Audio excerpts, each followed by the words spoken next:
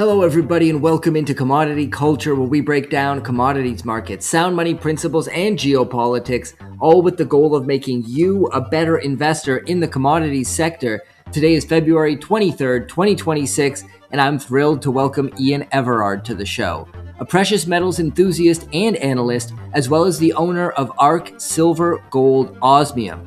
Absolutely silver over gold is what Ian is saying when it comes to which precious metal stackers should be focused on, as he believes silver is still massively undervalued in the face of supply deficits, growing industrial and monetary demand in a world gone mad. Ian breaks down how Trump's latest tariff barrage, a potential war with Iran, and the coming digital prison that is central bank digital currencies will impact the silver market, along with unpacking LBMA and COMEX inventories, the tremendous opportunity being presented by an obscure metal called Rhenium, and so much more. So strap yourselves in for my conversation with Ian Everard. Ian Everard, it is great to have you back on Commodity Culture. I want to kick things off with discussing the roller coaster that has been the silver markets. We saw a major run up. I think the highest that silver closed within a single day was around $116 at one point. We saw a dramatic correction from there, falling 26% in a single trading day at one point. Perhaps some shenanigans there with the CME COMEX circuit breakers not triggering. That's a bit aside from the point at this moment, but I would like to get your thoughts now as we rise close to $90 as of the time of this recording. I believe we're at around 87, so we're creeping back up there. How do you see the price action in silver recently, and do you think we're headed back to triple digits here? Whoa, well, that was a roller coaster, wasn't it? Now, if I believed in conspiracy theories, you would think they were trying to replicate what happened in 1980 and 2011. I mean, the 1980 high, everybody talks about the Hunt brothers and the $50. I think, would we get down to $3 something? I don't even know what it was, but it was a huge correction. And I heard a lot of people talking, oh, it's the same as last time. I had a few people come in, saying I'm selling. It's going to just crash. It's never going to go anywhere again. But the narrative is not just the narrative. The facts are different now. We are in that structural deficit. And if you tune back out a little bit, I wrote down the movements, gold and silver, on different periods. So today's move, silver's up 2.3%, gold is up 0.82%. Last week, silver is up 11%, gold is up 3%. The last month, silver is down 13%, gold is up 4%. But apart from that, you've got to go back, all the way back to a 15-year time period where gold is outperforming silver. So 10-year, 5-year, 3-year, 1 year, 6 month, 3 month, week, and day, silver has vastly outperformed gold. So I don't think that's cherry picking. If you look at every period that standard charts show price action on, silver has been vastly outperforming gold. And I think it was about a year ago I stated on your show that gold is a distraction. Do not buy gold. Yeah. Well, silver is up 166% since then. Gold is up 75%. Which would you rather have had? Now, it's a downer if you bought all of the silver you had at $118 or $121. That would be unfortunate. And I guess that's the wisdom of cost averaging in. But even so, I don't think people will be disappointed. Even who bought in the over $100 an ounce will be disappointed, because with spot now, as we speak, I think around 87, closing in on 87. American Silver Eagles are over $100 now. So even though we've had a pullback dramatic in spot, premiums are rising dramatically, and there's a lot of product unavailable, not even to order now. Plus, and you probably might ask me further on in the interview, with the tariff situation, now it's rinse and repeat, the uncertainty. Are we going to get taxed on Canadian silver, Mexican silver, British silver, Austrian silver, German silver, Polish silver, South African silver, Chinese? Oh, is there going to be a tariff on retail silver coming into the country? Whether there is or not, in the end, now we're going to get destruction i.e. product will not be manufactured or will not be imported into the US. So the retail market will tighten and premiums will rise. Great summary there. I do want to get back to what I was saying about the COMEX. We are going to get into the tariff situation in a little while as well. But when silver corrected 26% in a single day and the CME COMEX circuit breakers failed to trigger, as many have pointed out, do you think that day was a normal sell-off? Do you think it was a coordinated event to try to shake weak hands out of the metal at the behest of the bullion banks with large short positions? How do you see the events of that day? There was definitely some huge transactions. I think it's more of an anecdotal that a Chinese billionaire pretty well called that temporary spike and shorted and made $500 million on the trade and then used his profits to buy physical silver down in the mid-60s. So maybe he'll rinse and repeat. So I think we can get it's an opportunity for the speculator with guts and determination, I guess, and deep pockets. I mean, with that sort of, you're talking Bitcoin volatility, aren't you? Those sort of moves. So I think it's a bit more than suspicious that you just get that vertical drop that appears to be no support, no buying, just a straight, on that day chart, it's a straight red line down, as you said, 28%. And I thought the commodity exchanges had a circuit breaker to stop in the tracks, but let everybody pause. Let's see if somebody's manipulating the market. If it had been going the other way, I'm sure a circuit breaker would have kicked it. So we could leave it at that. The upside is for the stacker, we got a bit more time to buy sub $100 silver. Yeah, absolutely. I do think it's important to take a step back and look at the bigger picture when it comes to silver. When we do that and look at the price on a monthly basis, it's close to closing this month as the 10th consecutive month higher than the last and a new all-time high on a monthly time frame. From a technical standpoint, however, some would point out the RSI is way overbought at this point, which could indicate it's due for a correction. Perhaps things are different this time around. What are your thoughts? Well, all respect to the chartists who can predict this and the cup on handle, the RSI and the Fibonacci and all of these things. They come up with trend lines here, everywhere, support, flags up, flags down. I guess they work and people successfully trade on that. But my friend Jeff, if he's watching, he said it's a load of BS because it's like saying you can drive your pickup truck in reverse using your mirrors.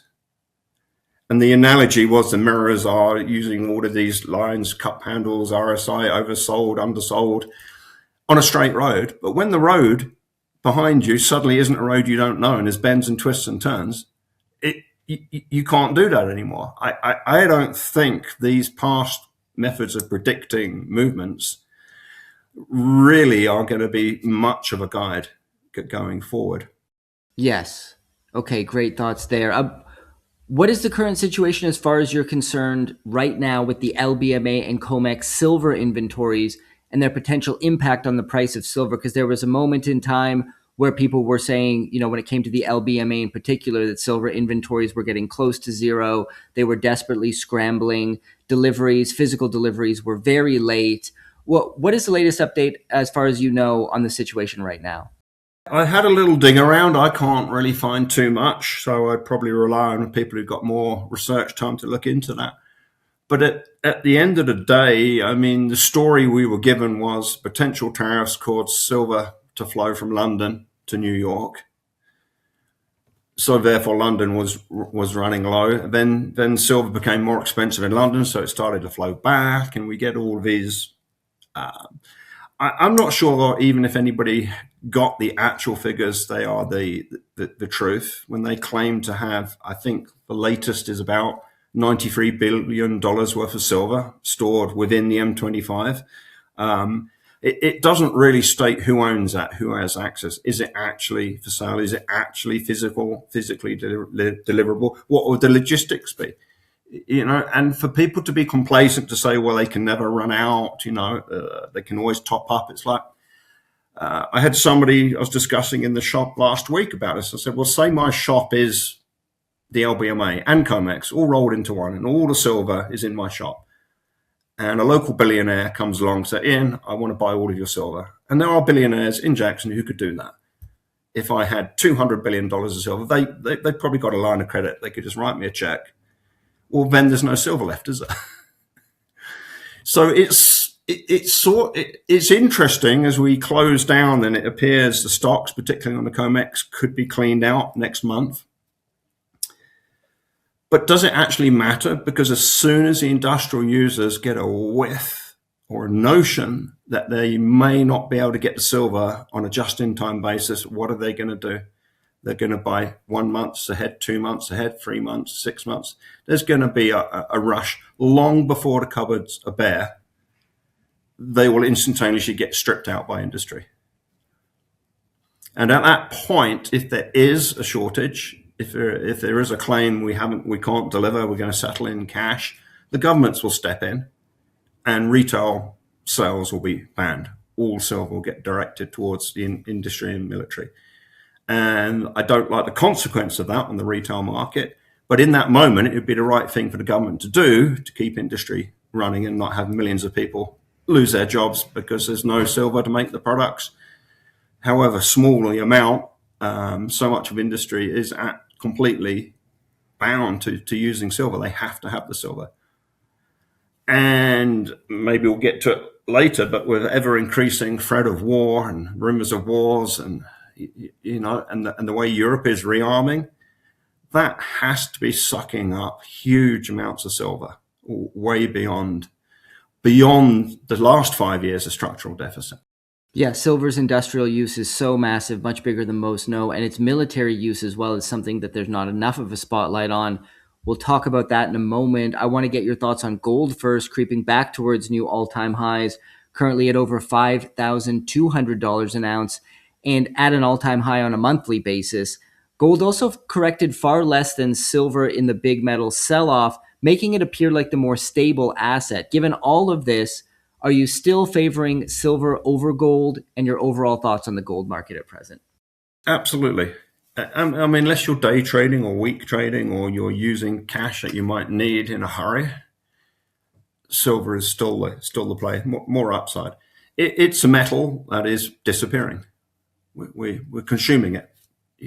Technically it still exists, but it's not in a form in landfill, in tiny mixes, in various alloys and other chemicals. It's not accessible practically. Maybe at $200-300 an ounce, it'll become accessible. Companies will be incentivized to collect that waste, process it. But that will be at a time of rapidly increasing inflation and costs of transport and labor. So that cost to recycle will be rising rapidly at a time that so where will be the equilibrium in silver? It's a long way off. It could be 5, 10, 15 years away before we actually reach an equilibrium of recycling and use. And some of the lower value uses drop off. We get a bit more leaning. Maybe some new technologies will come along where we can use less. Maybe they won't. But the trend is more silver consumption. I mean, just as a heat sink, because please, everybody, don't forget silver is the best conductor of heat. Where do we create heat that has to be removed? High-end electronics, data centers, CPUs. You have to keep them cool to keep them running at high speed, or even to stop them malfunctioning completely. So just the use as the conductor of heat, again, there is no replacement. So silver is getting less of it. Gold, I would have thought, if there's any people in the mining industry who understand the full spectrum of producing gold, I think gold can be increased in mine supply a lot quicker than silver can. It's a bigger incentive. If your all-in sustaining costs are $800 an ounce, I've heard figures around that. Well, heck, why not turn up the taps? Why not run the mine 24 hours a day, 7 days a week? So, and it seems to be more diversified around the world, gold mining. Whereas silver, 25% out of Mexico. Isn't Mexico on a shutdown today? I don't think any mines would be operating today. So that's a day's production lost. Well, what if that goes on to a week? What if it goes on to these cartels aren't overpowered and they start seizing mines. Yes. By the end of the week, we could have lost 25% of the world's silver production. Maybe not permanently. So again, I think silver, the supply, demand, the geological characteristics, the mining characteristics, the fact that most is a byproduct. So to really effectively increase the supply, you've got to increase your copper, zinc, and lead mining. Yes, and Mexico, as you mentioned, becoming a more dangerous jurisdiction. Not that long ago, Vizsla Silver had several of their miners kidnapped and executed by the cartel, one of the major silver mines there.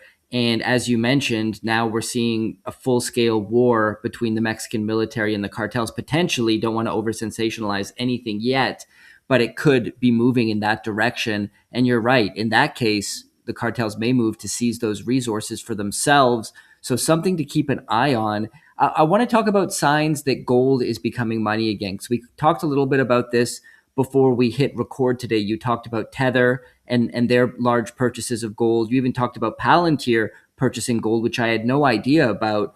Why don't you walk us through that and the reasons that you believe that we will see gold re-enter the monetary system ahead? I mean, this started, I think a key point was the Bank of International Settlements declaring gold a tier 1 asset.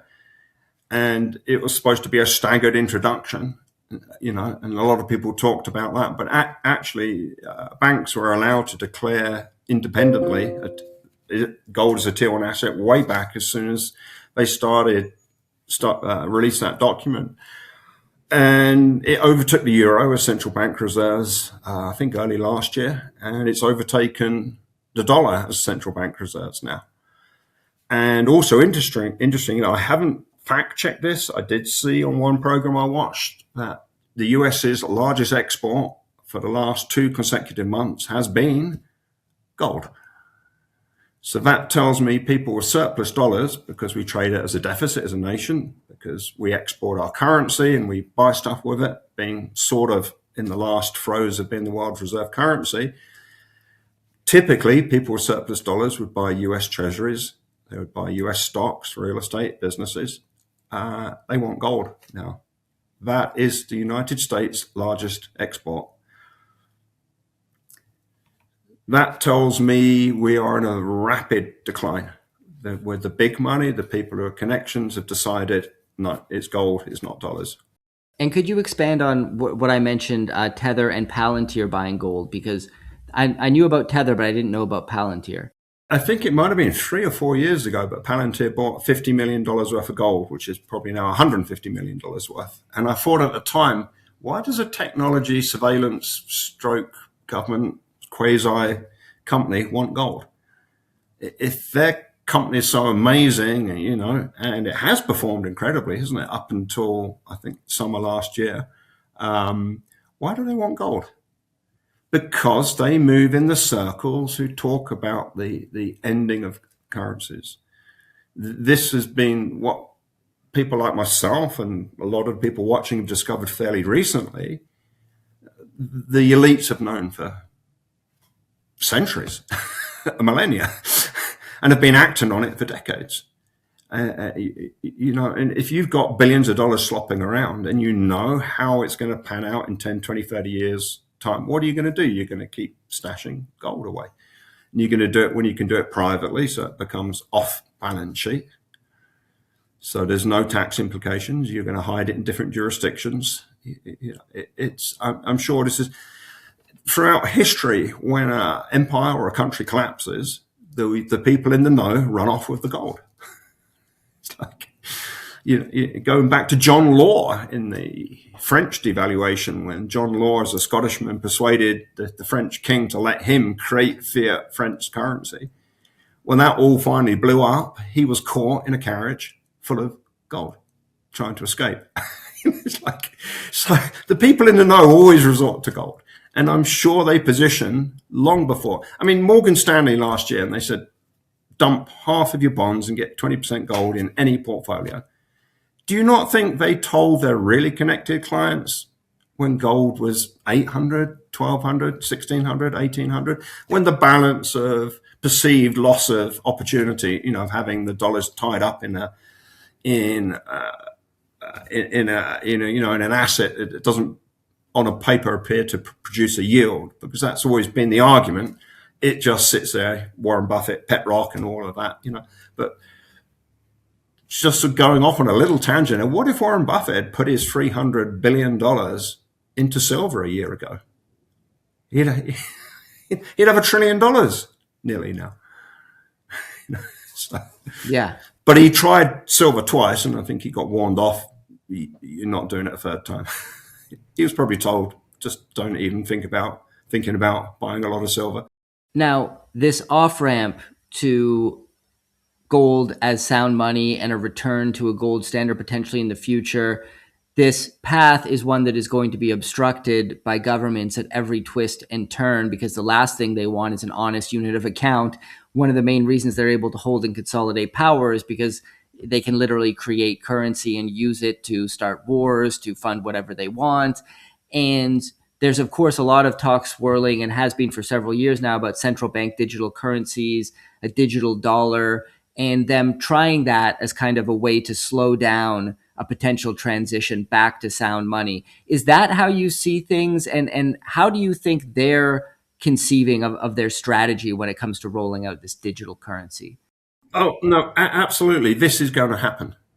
So, I've had some heated discussions. Oh, Texas has passed a law that, no digital, it is going to happen. Get ready, prepare. I heard the idea first from Clive Thompson. I think it was his first major appearance on YouTube on Monaco 64. I think it was 3.5 years ago. And he talked about how the digital dollar and why the digital dollar will be introduced, i.e. we will go completely digital. And then he explained that not all dollars will pass through into the new digital dollar system. So straight away, you can instantaneously decrease velocity. You can freeze a run on the banks, people trying to get out the dollars digitally or physically and buy real things with them. If you can slow that down, you can slow down the collapse. And not many people are talking about it, and I wish people would have a serious look at this and prove me wrong that this won't happen and can't happen, because it hit me in the gut, just like a knowing. I knew then, oh my gosh, this is how they are going to slow down the inevitable collapse, because we're in a fiat expansionary system. The whole world is. There's two ways that ends for a nation: collapse if you stop inflating, catastrophic collapse if you carry on inflating. Now, I believe the elites aren't ready, or if they perceive they can keep the show on the road and keep their power and their wealth growing, they will do everything possible. And people will say, oh no, that's just too. Well, they'll kill people, they'll euthanize people, they'll deny people medical help, they'll poison people with the food they eat. And if they'll do that, don't you think they will freeze up the wealth that you've accumulated and you think you've got stored to use in the future? And this is what the new digital dollar will do. And it might be a multi-level system. Day one, enough transfers so they can switch this new system on, and then all your bank cards and everything will work again. People will go back to work. Food will get delivered. Gasoline will get delivered. We won't have a systematic collapse of the whole system, because that has to come at the end of the fiat system. But if you can delay it. So now you've got at least two types of dollar. And for some people, maybe who are connected, more will transfer on day one. But for other people who aren't connected, maybe it will never transfer. So they'll have hundreds of thousands of dollars. And it doesn't just have to be currency. It could be stocks. It could be money market. It could be IRA. It could be any number of dollar-denominated asset will have to be allowed to go into the new system. And now your new FedNow account, which will be issued through your bank, through your post office, through whoever, but everybody will have one if they want to be able to pay taxes or receive government payments. So by default, it'll be compulsory, because, unless you just want to live in the woods and never drive anywhere, not have a driving license, not everything you buy, you'll have to use your new digital account. So hold that thought for a moment. We've now got a dual system in the US. Well, where are most of the dollars in the world? They're what are called Eurodollars that are created outside of the US, conjured into existence in the form of loans. Well, favored nations, maybe some of those dollars will be allowed to come into the US new system.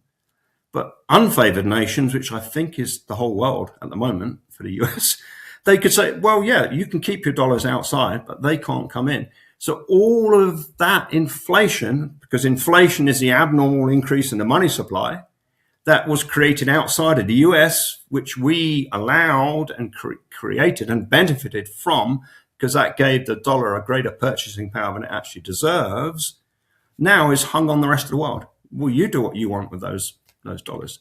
They can't function in the US. So we could have a 2, 3, 4, or 5, or any number of tiers of dollars and the functionality on day one. And then depending how you behave, some of your old dollars might get allowed into the new system. But say Ian wants to buy another house, they could say, well, actually, you've got 2 houses. Try again next week. So, and people say this can't happen. Well, just look what happened in the truck drivers' strike in Canada. People who may have sent money to support them had their whole lives frozen. May have. There wasn't even any actual donation. It was, the perception of the government became the financial law. And that is what is coming. So prepare now whilst you can. And as Lynette Zhang used to say, if we can get it done, just you keep waiting and you keep trying to accumulate in the system. To my mind, it's like you're picking up pennies in front of a steamroller. This steamroller of digital control is coming. It's picking up steam. It's getting bigger. It's growing wider. The reach is wider and wider, and it's coming at us, because it is the only way to slow down the inevitable collapse, to delay it. Yeah, definitely a worrying thought. I want to get to the Supreme Court striking down Trump's tariffs, declaring them illegal. He's responded by saying not only will the tariffs remain in place, we're going to up the global tariff to 10%. Then he came back and said 15%. Feels like just out of complete spite. I mean, how insane is this move in your view? And guys, I know there's going to be people in the comments, you have Trump derangement syndrome because you said something negative about Trump. It could be, and this could be Gavin Newsom passing this or any other politician. It's completely insane what's being done right now. It's not 4D chess. I have no idea what it is, but do you think it highlights the importance of holding gold and silver in a world gone completely mad? And you mentioned earlier some repercussions that these increased tariffs could have on precious metals. So walk us through that as well.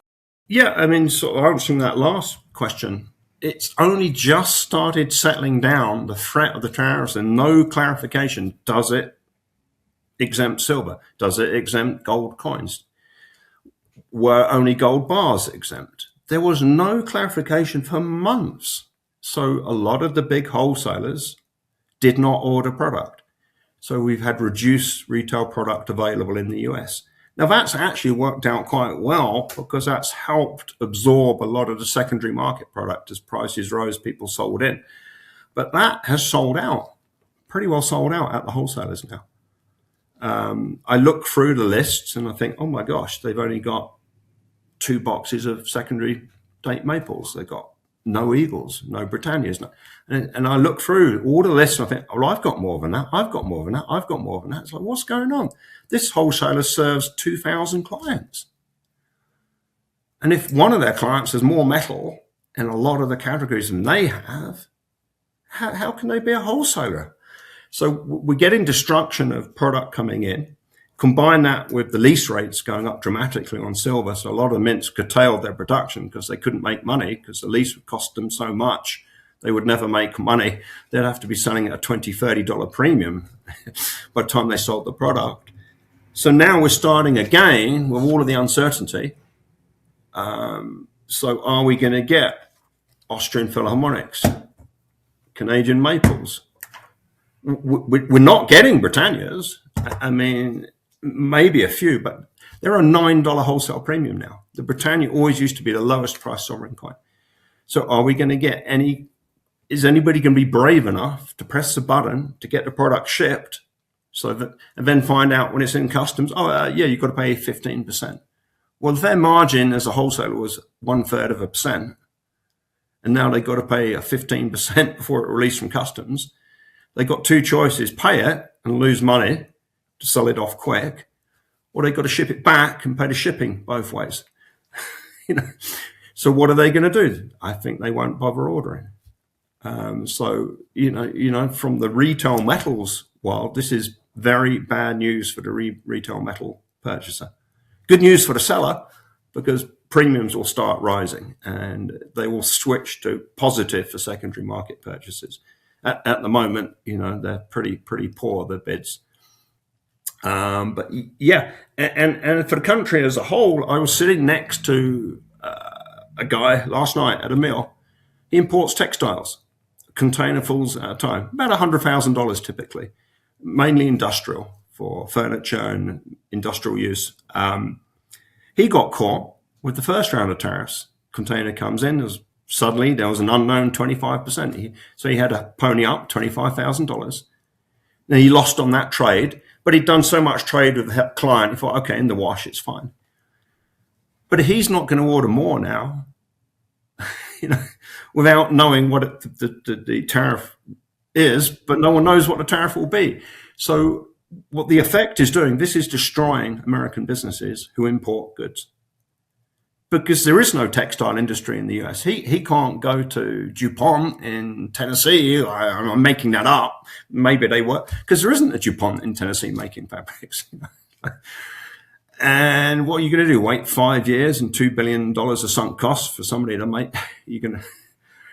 So we're upside down. You have to create the production as a part of government policy. And I don't like that. I don't like big government. I don't think government should be getting too involved in saying who should be doing what. But to reindustrialize, you have to have multi-decade policy, or you'll get chaos and you'll get actual destruction of small businesses and medium-sized businesses who rely on importing products and then add a lot of value. And so the bulk of the value of that product is actually created in the US, or you're destroying that. So they do not make sense. Yeah, I completely agree with you. This whole idea that tariffs are going to somehow re-incentivize a golden industrial age in the United States, I think is extremely short-sighted. Another thing that I think is very short-sighted is a potential war with Iran. Some are saying it's imminent. I had Colonel Douglas McGregor on the show recently. He said there was a 99% chance, according to his assessment, that the U.S. attacks Iran. He believes Israel is calling the shots. I mean, Netanyahu was just in the White House getting a golden key to the White House. I mean, I don't know how much more obvious it needs to get. That's just my opinion. Everybody has their own. What do you make of this situation? And if a hot war does indeed break out, do you think this puts a geopolitical risk premium on precious metals? Absolutely. Yeah. I mean, what does the connected people go to first in, if we enter, and this could be World War III. I mean, I don't think that's an exaggeration. I think if you corner a scary animal, and I think you could call the Iranian regime a scary animal, if you corner them. I mean, there's been reports that Khomeini has said, if I die, fire everything. Have we got the capability to intercept 5,000 missiles? I don't know. Does this mean we lose an aircraft carrier to two? Oh, whoops, that's 25,000 Marines at the bottom of the... It just seems insane that the reason given is to destroy the nuclear program that we just destroyed. Apparently we just destroyed it, just gone, toast, so we're going to re-destroy it. It's... And where is Congress? I mean, if they have even been briefed, I thought that was part of the Constitution, that only Congress could start a war. And that's dangerous enough, isn't it? So, yeah, how will it affect? I mean, looking at, silver's over $88 as we record this live. Yeah. It makes people who've got a reasonable amount of precious metals incredibly wealthy, but at the cost of the indirect, the cost of war is on the people fighting it and the civilians that get caught up in it. They didn't sign up for it. My wife knows a lot of people in Iran. She ministers to a lot of people in Iran. It's the fastest growing Christian church in the world. And the penalty if you get caught is death. But it's still the fastest growing church. Whereas the Christian church in America is dying. So why the heck would a so-called Christian nation want to just go blow up a country, but is actually converting to Christianity miraculously? It makes no sense. To me, it is just the thought of just carpet bombing Iran is evil. Absolutely agree with you there. Now, another thing, speaking of things that are evil, the Epstein files being released has been a horrific revelation of what the so-called political elite have been up to, and one has to imagine are still up to this very day. I don't want to harp on the details in the files. There's plenty of other channels that do that, but I do want to ask, if the people who are largely in charge of our political and financial institutions are essentially demonic parasites, I don't know what else to call it, how important are gold and silver as a line of defense? And not only that, how important is having a solid community around you an important line of defense from this predatory class? Whoa. Yeah, I mean, it would appear to be a strong statement, demonic parasites, but I think it's applicable, because how could people commit so much evil, and how could they stay hidden for so long? I mean, the New Mexico ranch was never searched. Epstein's favorite girlfriend was never interviewed. Just on and on. There seems to be immunity to the original prosecutions. Was it Pam Bondi down in Florida and Acosta? He gets a little slap on the wrist and spends his nights in jail and goes to his own office during the day. That was his punishment for raping children. So yeah, look at your idols, look at your leaders, and wait them, assess. Don't, we're not supposed to be judgmental, but you can judge by what these people do, who they associate with. And some politician recently said, it's not a crime to have gone to an Epstein party. Well, actually, it was a crime when you knew what was going on.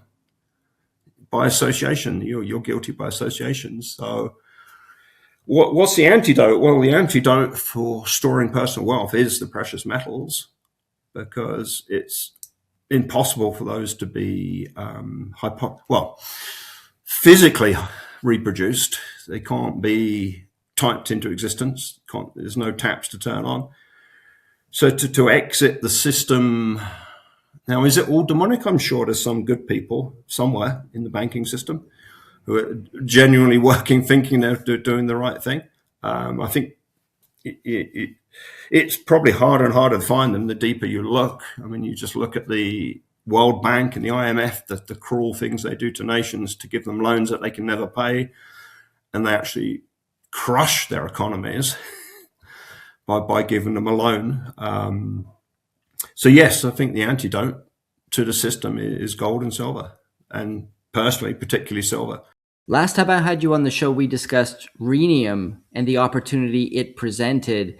Are there any updates you can provide us on concerning the Rhenium market and how you see it positioned today? Yeah, sure. I mean, for anybody who hasn't heard me talk about Rhenium, it makes these jet turbine blades. These can only be made using between 1.5% and 6% rhenium.